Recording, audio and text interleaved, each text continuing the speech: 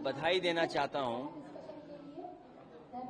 कांति सिंह जी को और हमारे सांसद एसपी सिंह जी को, जिनके कार्यक्रम में मुझे शामिल होने का मौका मिला। आज उनकी बायोग्राफी का विमोचन था। इस बायोग्राफी को जो भी पढ़ेगा उसे प्रेरणा मिलेगी और इस बायोग्राफी में पूरी जर्नी है लाइफ की, पॉजिटिविटी है और किस तरीके से संघर्ष कर करके ग्रामीण क्षेत्र से लेकर के और आज की परिस्थितियों में समाज की तमाम रूढ़िवादी चीजों से लड़ते हुए, संघर्ष करते हुए यहां तक पहुंची हैं। और जो किताब का शीर्षक लिखा है, छूना है आसमान, इसका मतलब यही है कि जीवन भर संघर्ष करते रहना है और संघर्ष में मंजिलें मिलती हैं, वही आसमान है। जब एक मंजिल पे पहुंच जाते हैं फिर दूसरी मंजिल का संघर्ष शुरू होता है। इसीलिए लगातार आसमान को छूने के लिए संघर्ष करते रहना पड़ेगा। यही जीवन का सार है, यही जीवन का रास्ता है। प्रेस कॉन्फ्रेंसेस चल रही हैं दिल्ली में, राष्ट्रीय अध्यक्ष उनके संबोधित कर रहे हैं। देखिए, एक हिंदी में कहावत है, 1 पे 1 11 और दूसरी कहावत है 9 2 11।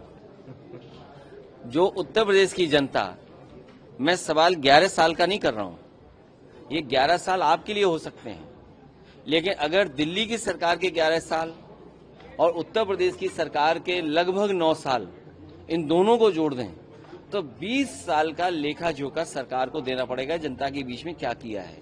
और वो तमाम आंकड़ों पे बहस करनी पड़ेगी कि हम शिक्षा के क्षेत्र में कितना आगे बढ़े हैं, हम बेरोजगारी में कितना पिछड़ गए हैं, हम रोजगार देने में कितना कामयाब हुए हैं, हम जो इन्वेस्टमेंट लाना चाहते थे हम इन्वेस्टमेंट कितना लाए हैं, भारत सरकार और उत्तर प्रदेश सरकार ने मिलकर के।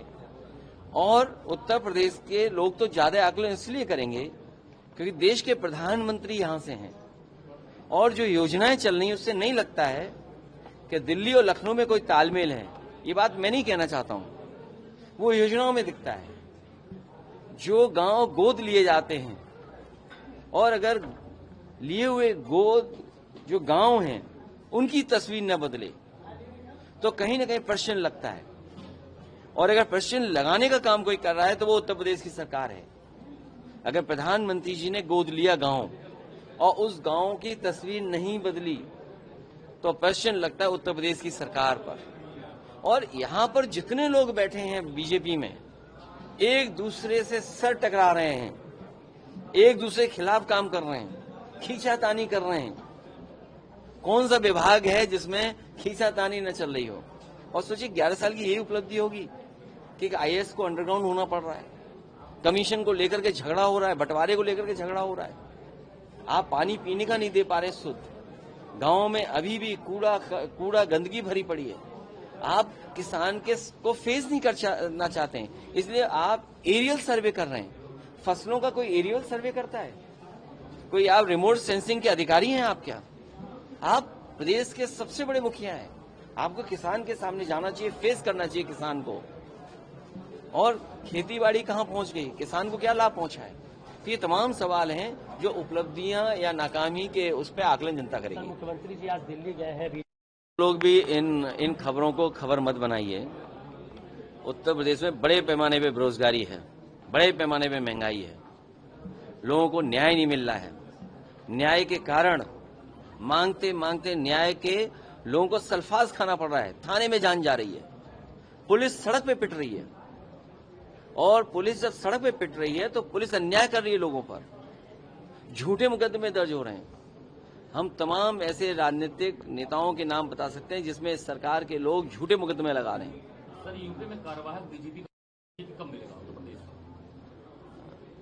स्थायी सरकार जब होगी तब और 2027 के बाद आपको बहुत स्थायी डीजीपी मिलेंगे। सर, आपने शिक्षा की बात की, लेकिन पढ़ाई नहीं पूरी हो पा रही, उनके बीच में पढ़ाई छोड़ना पड़ रहा है। मैं दोनों लोगों को इसलिए भी बधाई दूंगा कि जहां समाज की सेवा कर रहे हैं वहीं शिक्षा के क्षेत्र में बहुत बड़ा बदलाव ये परिवार लेकर के आया है। और दोनों लोगों ने मिलकर के जो शिक्षा के क्षेत्र में क्रांति पैदा की है, इसी तरह के लोग अगर और हों समाज में तो मैं समझता हूं हमारा उत्तर प्रदेश बहुत प्रोग्रेसिव दिखाई देगा, बहुत पॉजिटिव सोच के लोग यहां पर दिखाई देंगे। जहां तक सरकारी योजनाओं का सवाल है, ये सरकार रूढ़िवादी लोगों की है, इसीलिए शिक्षा के क्षेत्र में जितना ध्यान देना चाहिए नहीं दे रहे हैं और इसीलिए शिक्षा महंगी कर रहे हैं, जिससे गरीब आदमी शिक्षित न हो पाए। पंचायत चुनाव जनता पूरी तरह तैयारी है, भारतीय जनता पार्टी बेईमानी न करे।